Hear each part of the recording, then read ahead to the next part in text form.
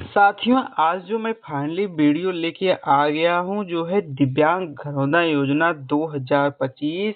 यहाँ पे देख पा रहे होंगे हमारे जो सब्सक्राइबर हैं इन्होंने कमेंट किया है। सबसे पहला जो कमेंट है यहाँ पे महेंद्र प्रजापति जी का है, जिन्होंने कमेंट किया है कि सर आप दिव्यांग घरौंदा योजना पर एक डिटेल वीडियो बनाइए। उसके बाद इसी योजना पे जो है राज जी ने कमेंट किया है, यह कहे हैं घरौंदा योजना के लिए कौन कौन से डॉक्यूमेंट लगता है। उसके बाद यहाँ पे सीमा सिंह जी का जो है कमेंट आया है। उसके बाद घरौंदा के लिए कौन कौन से दिव्यांग जो है पात्र होते हैं। उसके बाद यहाँ पे जीवन सो जी का यहाँ पे कमेंट आया है। इन्होंने लिखा है कि कितने % दिव्यांग वालों को घर के जो है घरौंदा योजना का लाभ मिलेगा। तो साथियों यहाँ पे बहुत सारे कमेंट है जो यहाँ पे देख पा रहे होंगे। तो यहाँ पे दिव्यांग घरौंदा योजना सबसे पहले बताने वाले हैं कि क्या है। उसके बाद दिव्यांग घरौंदा योजना से जो है दिव्यांग के कौन कौन श्रेणी के जो है दिव्यांग ले पाए जो है लाभ ले पाएंगे, और दिव्यांग घरौंदा योजना में कौन कौन से जो है लाभों को जोड़ा गया है। उसके बाद दिव्यांग घरौंदा योजना में जो है जुड़ने के लिए आपके पास कौन कौन से डॉक्यूमेंट होने चाहिए, और दिव्यांग घरौंदा योजना का जो है लाभ लेने के लिए आपकी जो है पात्रता और योग्यता क्या होनी चाहिए। उसके बाद यहाँ पे क्या सिर्फ दिव्यांग घरौंदा योजना से जुड़ने के लिए सभी लाभ एक एक साथ मिल सकता है, यानी यह जो दिव्यांग घरौंदा योजना है इसमें जो है जुड़ने के बाद सभी लाभ जो है आपको एक साथ मिल पाएगा कि नहीं मिल पाएगा। या तो हमने जो है पहले से बहुत सारी योजनाओं का लाभ ले रहे हैं, जैसे पेंशन हो गया और यहाँ पे आवास हो गया, राशन हो गया, इसका हम लाभ ले रहे हैं।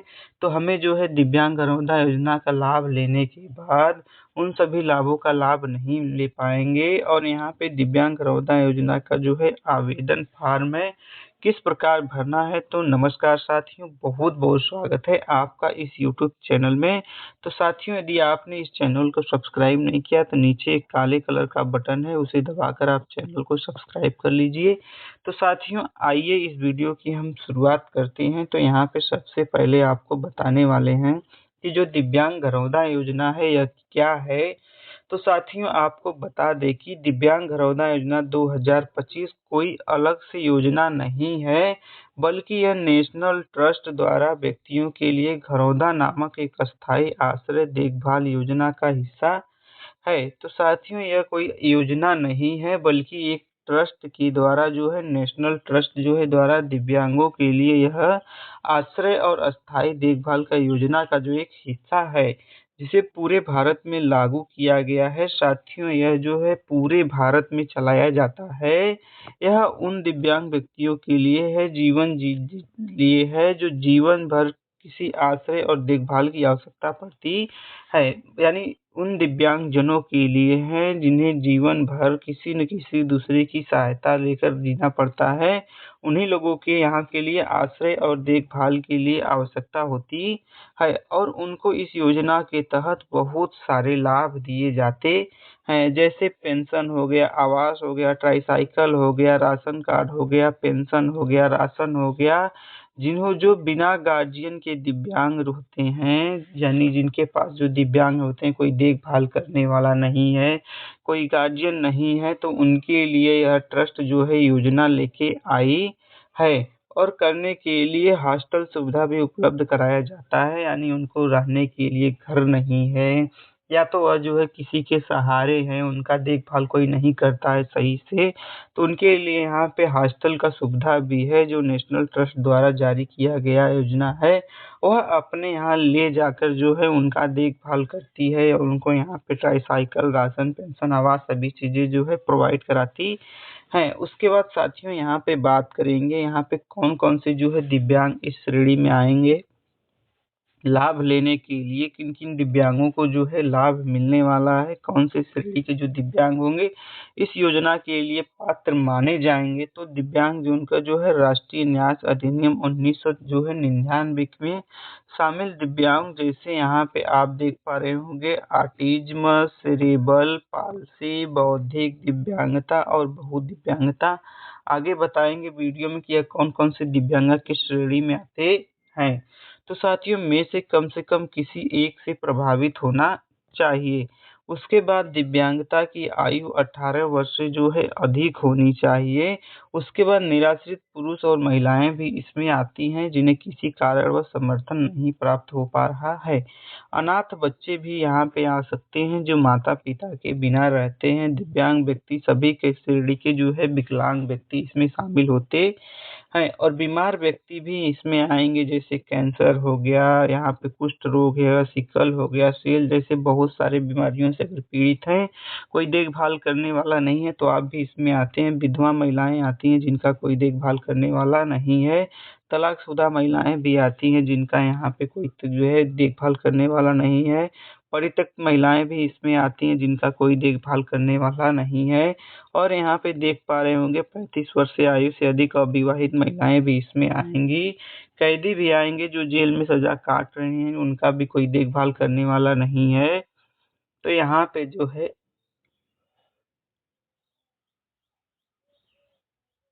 नेशनल ट्रस्ट द्वारा जो है आपका देखभाल इसमें किया जाता है। यदि डॉक्यूमेंट की बात करते हैं कौन कौन से डॉक्यूमेंट इसमें लगने वाला है, तो यहाँ पे जो है आधार कार्ड सबसे पहले जो है आपके पहचान और पते के प्रमाण पत्र के लिए चाहिए होता है।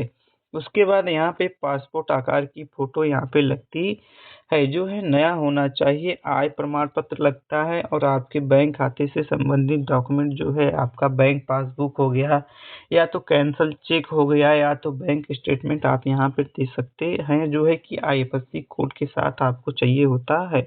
और इसमें जो डॉक्यूमेंट लगते हैं यहाँ पे कई कई राज्यों में यहाँ पे निवास प्रमाण पत्र कहा जाता है, कई कई राज्यों में जो है अधिवास प्रमाण पत्र कहा जाता है। वह आपका लगने वाला है, राशन कार्ड लगने वाला है, वोटर ID कार्ड लगने वाला है, जन्म प्रमाण पत्र लगने वाला है।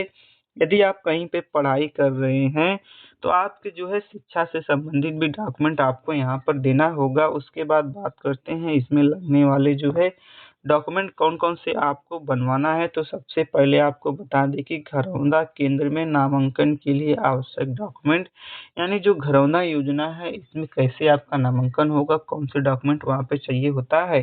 तो सबसे पहले आपको नामांकन फॉर्म कहाँ पर मिलेगा, तो साथियों अभी बताया हूँ वीडियो में। उसके बाद दिव्यांगजन का जन्म प्रमाण पत्र, माता पिता अभिभावक का आय प्रमाण पत्र और माता पिता अभिभावक का जो है एक ID चाहिए होता है। यदि माता पिता अभिभावक नहीं है तो सर्वोच्चता का प्रमाण पत्र, यानी जो आपका गार्जियन है उनका प्रमाण पत्र चाहिए होता है। तो साथियों बात करते हैं फॉर्म आपको कहाँ पर मिलेगा। तो यहाँ पे साथियों देख पा रहे होंगे कि फॉर्म कहाँ पर मिलेगा। तो सबसे पहले यहाँ पे घरौंदा केंद्र में नामांकन की जो प्रक्रिया क्या होती है, तो यहाँ पे 5 चरण में आपका जो है आवेदन किया जाता है। तो पहला चरण जो होता है दिव्यांगजन केंद्र में आते या लाए जाते हैं। साथियों आपके जो है जिले में जो है एक घरौंदा केंद्र होता है, वहाँ पे स्वयं आप जा भी सकते हैं या तो आपका जो है यहाँ पे खोज करके लाया भी आपको वहाँ पे जाता है। उसके बाद यहाँ पे स्टेप 2 की बात आती है। घरौंदा केंद्र दिव्यांगजन की विशिष्ट अवस्थाओं को यहाँ पे आवश्यकता जो है को समझाने के लिए एक चिकित्सक या परामर्श की सहायता से व्यक्ति दिव्यांगजन मूल्यांकन का जो है परीक्षण आयोजित किया जाता है। यानी सबसे पहले आपको घरौंदा केंद्र में ले जाया जाएगा, फिर उसके बाद आपकी जो है दिव्यांगता की जो जांच की जाती है। उसके बाद यहाँ पे तीसरा चरण आता है। यदि दिव्यांग जो है अनाथ है, यानी इसका कोई देखभाल करने वाला नहीं है, बेसहारा है, संकट में फंसे परिवार से है, तो पंजीकृत संगठन को इसे प्रमाणित करने के लिए राज्य सरकार द्वारा अधिकृत सक्षम जिला अधिकारियों से संपर्क करना चाहिए। तो साथ ही यदि आप यहाँ पे अनाथ है, बेघर है, किसी भयंकर बीमारी से ग्रसित हैं, तो यहाँ पे जो संगठन है आपका पहले यहाँ पे जांच करेगी, उसके बाद आपके घर से संपर्क करेगी। उसके बाद उपरोक्त प्रमाणित करने के दस्तावेज जो है आपको यहाँ पे बना कर देगी। उसके बाद आपका यहाँ पे घरौंदा केंद्र में आपको भेजेंगी। तो साथियों यहाँ पे आप इसे सावधानी पूर्वक पढ़ लीजिए, यही है यहाँ पे डिटेल दिया गया है। तो साथियों और भी कोई सवाल इससे संबंधित होगा तो आप कमेंट करके पूछ सकते हैं। मिलते हैं आपसे एक नए वीडियो के साथ, तब तक के लिए आपका बहुत बहुत धन्यवाद।